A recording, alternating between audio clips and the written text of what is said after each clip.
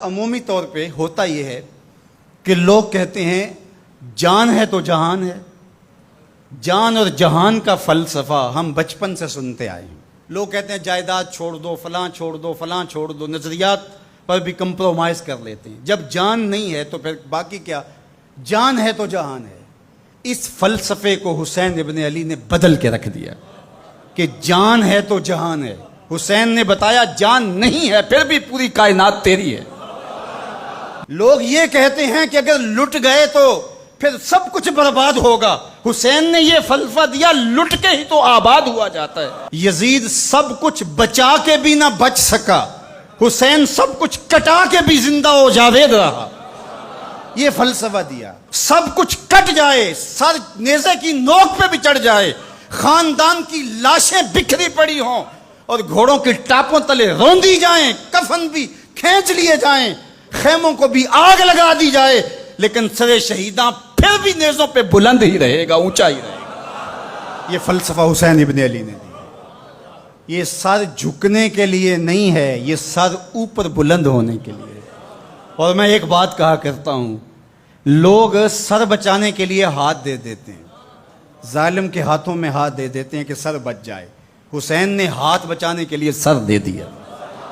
ہم نے بچپن سے لے کر کے لڑکپن تک اور لڑکپن سے لے کر آج تک حضرت نبی رحمت صلی اللہ علیہ وآلہ وسلم کا یہ فرمان سنا ہے، من رآ منکم منکرا فلیغیرہ بیدہ فإن لم یستطع فبلسانہ فإن لم یستطع فبقلبہ وذلک اضعف الایمان او کما قال النبی صلی اللہ علیہ وسلم. تم میں سے اگر کوئی برائی کو دیکھے تو وہ ہاتھ سے روکے، ہاتھ سے نہیں روک سکتا تو زبان سے روکے، اور زبان سے بھی نہیں روک سکتا تو کم از کم دل سے برا جانے. اور یہ سب سے کمزور ترین ایمان کا مرتبہ تھا. جو لوگ کہتے ہیں امام حسین کربلا میں کیوں گئے، میں انہیں کہتا ہوں امام حسین حضور کی گود کے پالے ہوئے تھے، کمزور ایمان والے نہیں تھے کہ دل میں ہی کڑتے رہتے اور ظلم کو اور جبر کو اور زیادتی کو اور ناانصافی کو ہاتھ اور زبان سے نہ روکتے. حضرت امام حسین کے خطبے دیکھ لیجئے، قدم قدم پہ خطبے دیے. محمد بن حنفیہ کے نام جو آپ نے وصیت نامہ لکھا تھا، آپ نے فرمایا انی لم اخرج عاشرا ولا بطرا ولا مفسدا ولا ظالما. میں سیر سپاٹے کے لیے نہیں جا رہا اور نہ ہی میں اپنی کسی خواہش کی تکمیل کے لیے جا رہا ہوں. میرے اہداف میں، میری خواہشات کے کسی گوشے میں یہ موجود نہیں ہے کہ میں تخت و تاج حاصل کر لوں گا. انما خرجت لطلب الاصلاح فی امت جدی. میں اپنے دادا کی امت کی اصلاح کے لیے جا رہا ہوں.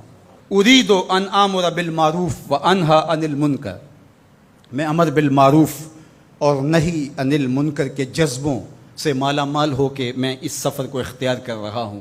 جب شریعت کا مذاق اڑایا جا رہا ہے، شریعت کی شکل بدلی جا رہی ہے، خلافت کا رشتہ قرآن سے ٹوٹ گیا ہے اور ایک نئی صورت دین کو دی جا رہی ہے، اور جو اس سانچے میں ڈھل کے دین نکلے گا وہ محمد عربی کا دین نہیں ہوگا جو طائف کے بازاروں سے لے کے مکے کی گلیوں تک، احد سے لے کر غزوہ حنین تک حضور نے خود اور اپنے اصحاب کو تکلیف میں ڈال کے جو دین دیا، جو امت تشکیل دی. یزید اس سارے نظم کو بدل رہا ہے تو کیا نبی کا نواسا جس کو حضور نے گود میں پالا ہو وہ خاموش ہو کے بیٹھ جائے؟ کہا حسین ایسا نہیں ہونے دے گا، اور اس کی جو بھی قیمت ادا کرنا پڑی حسین وہ قیمت ادا کرے گا. اور پھر اس کی قیمت چھوٹی نہیں تھی جو ادا کرنا پڑی. اگر حضرت امام حسین رضی اللہ تعالیٰ عنہ اس وقت کربلا کے تپتے ہوئے ریگزار میں اس میدان حق و باطل میں اپنی قربانی پیش کر کے جبر کا راستہ نہ روکتے تو یہ بات اچھی طرح سے ذہن نشین کر لیجئے، اسلام کی یہ شکل جو آپ کو دکھائی دے رہی ہے یہ موجود ہی نہ ہوتی. دنیا کے اوپر کتنی تہذیبیں، کتنی ملتیں اور کتنی اقوام جب ان کے اندر تغیر آیا تو وہ اپنی اصل صورتی چیزیں کھو بیٹھی. دنیا کے اوپر کتنے مذاہب، یہودیت کی شکل دیکھ لیجئے، کیا یہ وہی صورت ہے جو حضرت موسیٰ لے کر آئے؟ عیسائیت کی شکل دیکھ لیجئے، کیا یہ وہی صورت ہے جو حضرت عیسیٰ لے کر کے آئے؟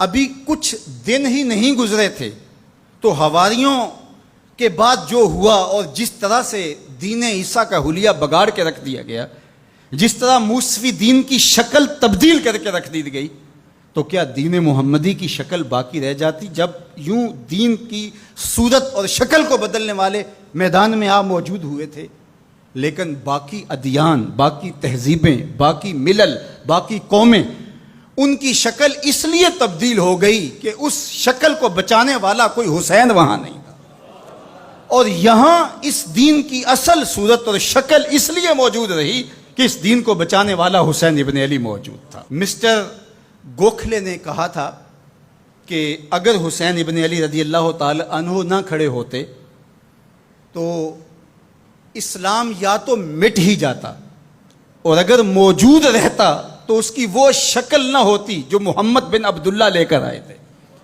اس کی شکل وہ ہوتی جو یزید پیش کر کے جاتا۔ لیکن حسین ابن علی کی قربانی، ان کی نہضت کی وجہ سے، ان کے قیام کی وجہ سے، ان کے کھڑا ہو جانے کی وجہ سے 14 صدیاں گزرنے کے بعد آج بھی وہی اسلام ہے جو آمنہ کا لال دے کے گیا تھا۔ یہ حسین ابن علی کا کام ہے جو حسین نے کیا، اس لیے حضور نے ناز کیا حسین پر، کہا کہ حسین منی و انا من حسین، حسین مجھ سے ہے اور میں حسین سے ہوں۔ یہ مجھ سے ہے کہ میری بیٹی کا بیٹا ہے، میری نسل ہے، میرا نسب ہے، میں حسین سے ہوں، قیامت تک میرے دین کا جھنڈا جھولتا رہے گا، تو اس کی بنیادوں میں لہو حسین ابن علی کا۔ حضرت امام حسین رضی اللہ تعالی عنہ نے ایک بات کہی تھی جب بیعت کا آپ سے مطالبہ کیا گیا، تو آپ نے یہ نہیں کہا کہ میں یزید کی بیعت نہیں کرتا، بلکہ آپ کا جملہ تاریخ ساز ہے، بڑے لوگوں کا کلام بھی بڑا ہوتا ہے اور حکمت کے نور سے بھرا ہوا ہوتا ہے، قیامت تک ایک نسب العین دینا تھا۔ یہ نہیں کہا کہ حسین ابن علی یزید کی بیعت نہیں کرے گا، بلکہ کہا مثلی لا یبایع مثلہ، میرے جیسا اس جیسے کی بیعت کیسے کر سکتا ہے؟ تو یہ قیامت تک کے لیے لاہ عمل دے دیا کہ جو حسین کے نقشے قدم چلنے والا ہوگا وہ وقت کے یزید کے ہاتھ میں ہاتھ نہیں دے سکتا، چاہے گردن کٹ جائے، بازو کٹ جائے، خاندان لٹ جائے۔ یہ حسین ابن علی کا پیغام ہے۔